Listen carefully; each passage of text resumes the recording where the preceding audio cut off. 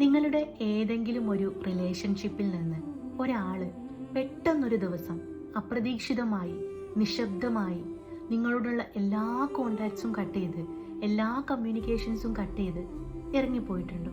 ഇങ്ങനെ ഇറങ്ങിപ്പോകുന്നതിന് സൈക്കോളജിയിൽ പറയുന്ന പേരാണ് ഗോസ്റ്റിംഗ്. നിങ്ങൾ എപ്പോഴെങ്കിലും ഒരു ഗോസ്റ്റിങ്ങിന് ഇരയാകേണ്ടി വന്നിട്ടുണ്ടോ? അല്ലെങ്കിൽ നിങ്ങൾ ആരെങ്കിലും ഗോസ്റ്റിംഗ് ചെയ്തിട്ടുണ്ടോ?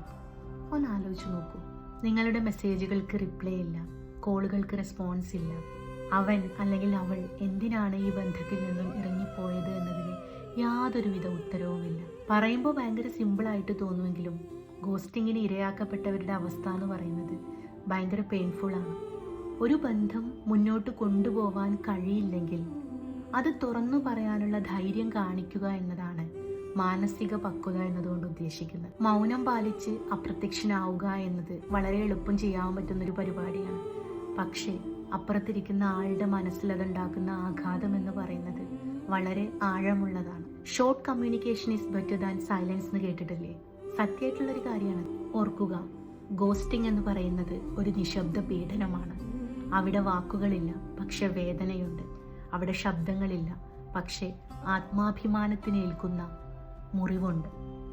ഏതൊരു ബന്ധത്തിൽ നിന്നും നിങ്ങൾ പിന്തിരിഞ്ഞ് നടക്കുമ്പോൾ അപ്പുറത്തിരിക്കുന്ന ആളോട് കാരണം പറഞ്ഞ് ഇറങ്ങിപ്പോവാനുള്ള ഒരു മാനുഷികത കാണിക്കുക. അത്രമാത്രം ചെയ്താൽ മതി. ഐ എം നോട്ട് റെഡി, എന്താണ് നിങ്ങളുടെ റീസൺ എന്നൊന്ന് അവരെ ബോധിപ്പിച്ചിട്ട് ഇറങ്ങിപ്പോവുക. അത്രമാത്രം ചെയ്താൽ മതി.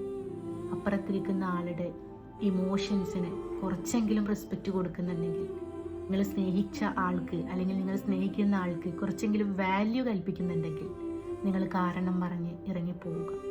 ഗോസ്റ്റിംഗ് എന്ന് പറയുന്നത് ഏതൊരു ബന്ധത്തിലും സംഭവിക്കാവുന്ന കാര്യമാണ് കേട്ടോ. റിലേഷൻഷിപ്പിലായാലും ഫ്രണ്ട്ഷിപ്പിലായാലും റൊമാൻറ്റിക് റിലേഷൻഷിപ്പിലായാലും പ്രൊഫഷണൽ ലൈഫിലായാലും എല്ലാം ഗോസ്റ്റിംഗ് നടക്കുന്നുണ്ട്.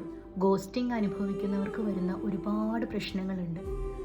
ആൻസൈറ്റി കൂടും, ഡിപ്രഷനിലേക്ക് പോകും, ഓവർ തിങ്കിങ് വരും.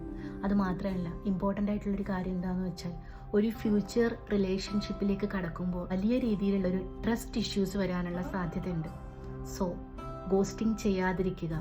നിങ്ങൾ ഏതൊരു ബന്ധത്തിൽ നിന്നും ഇറങ്ങി നടക്കുമ്പോൾ അയാളെ ബോധ്യപ്പെടുത്തിയതിന് ശേഷം മാത്രം അത് ചെയ്യുക.